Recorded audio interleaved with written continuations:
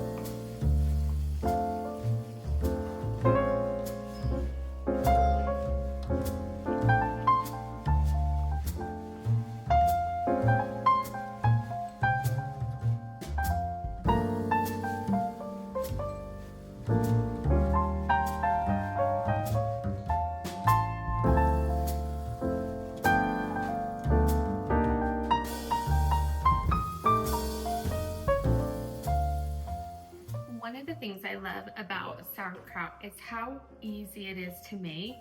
You are literally using two ingredients, cabbage and salt. And the liquid that comes up to the top that submerges your cabbage at the end after you've pounded it down is the liquid that releases from the cabbage. So there's no adding water or any kind of liquid.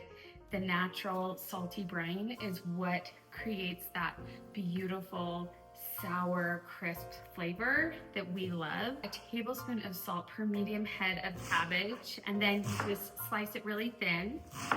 You're just gonna put it in your bowl and then put the salt over the top. All day the kids are going in and out of the house, so this is kind of a quick moment. But you are going to then sprinkle your salt over your cabbage, massage that salt in, and then you are ready to add it to your jar. You'd be surprised at how much cabbage fits in one jar. It packs down so tight. And once we have it packed down, I'm just going to pound the cabbage a little bit, the water from the cabbage to release. But once you get it pounded down, you're gonna put a weight on the top, and then, or you could do a cabbage leaf. You just wanna keep your cabbage submerged under the liquid. You're gonna put it with a loose lid on top, or you can do a fermenting lid, which is what I use.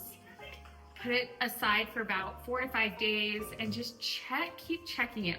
The color changes from green to yellow, and keep checking it and see if it's where you want it to be. And once it's at that perfect spot that you love it, then you're ready to put it in the fridge.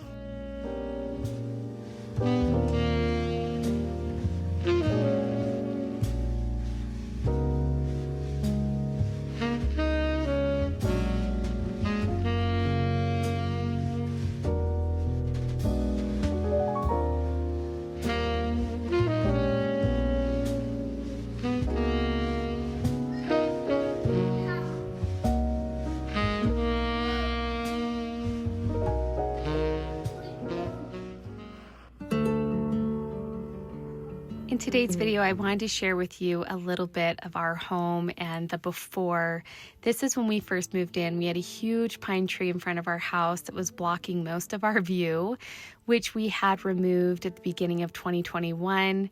And as you can see, we had a lot of paint wearing off and exposed wood, so we had it repainted around that time as well. And then we started removing grass and giving our front yard a little more structure in landscaping.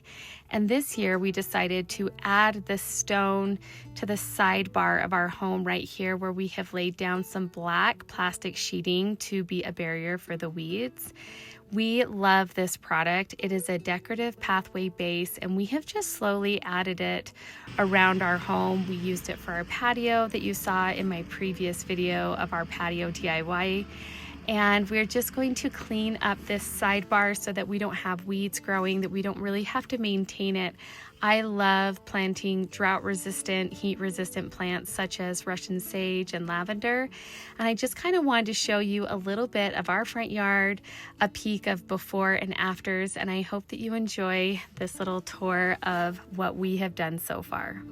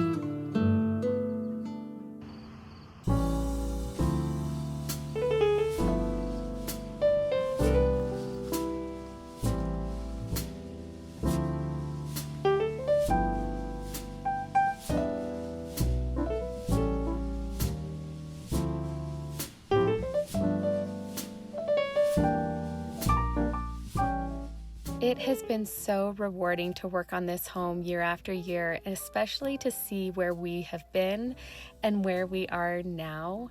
It has been such a rewarding project. We are now going to head up the road to our hometown car show with the kids. This is a tradition they look forward to year after year. We live in the last of the small towns that really honors hometown roots and community, and we just love all of the traditions that we get to partake in every year throughout the year, and this definitely is a high point for my kids.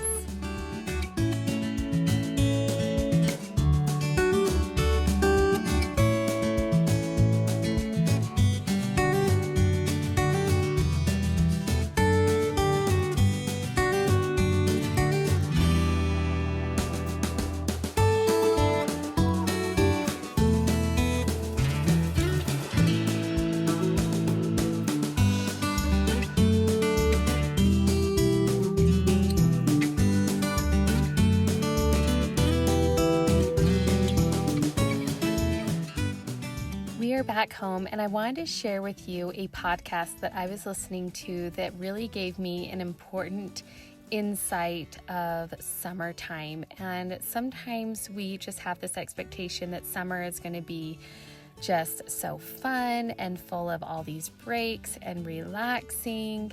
And that really isn't true for us as moms. It actually is a lot more work because we have our kids home and we have a lot of different ranges of emotions and schedules and things like that. And so kind of lowering the expectation on just recognizing that it's going to be busier. It's going to be full of a lot more messes and making a lot more food.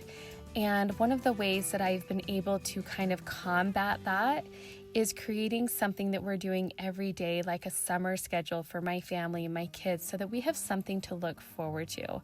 But a very important part of this podcast that I loved was letting your kids be bored, giving them time of boredom. And I promise you, it is something that is so needed, especially in today's society, where you don't have screens out, you're not entertaining them. It is not our job to entertain our kids.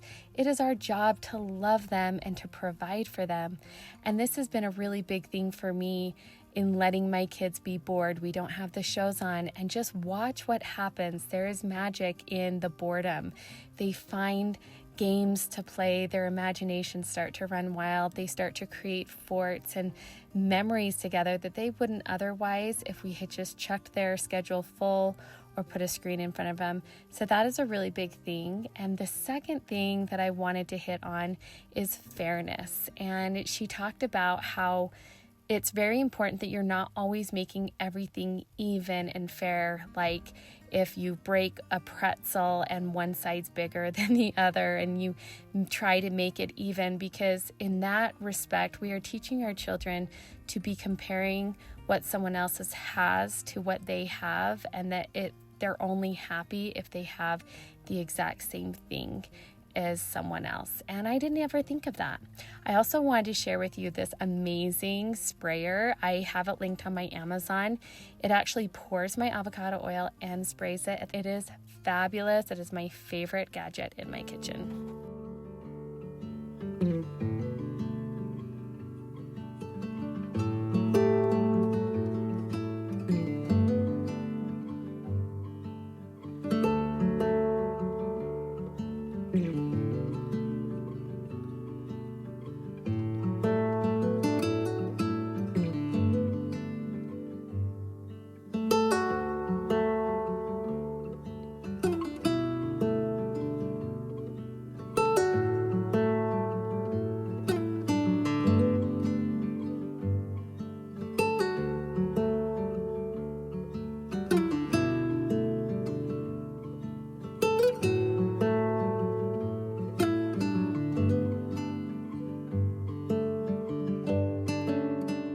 The final thing I'm making today is sourdough tortillas to go with our tacos.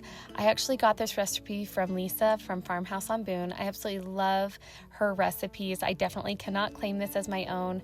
I love recipe testing and using my own things, but I definitely love learning from others as well. And this was a very easy, doable recipe for me. We absolutely loved eating these fresh, warm tortillas with our tacos. I don't think I can go back to store-bought tortillas ever again because they were so simple and delicious to just have that warm taco. I hope that you enjoyed today's video. Thank you for dropping in and supporting my channel, and I will be seeing you next time. I'm so excited to be bringing some more summer recipes and content your way.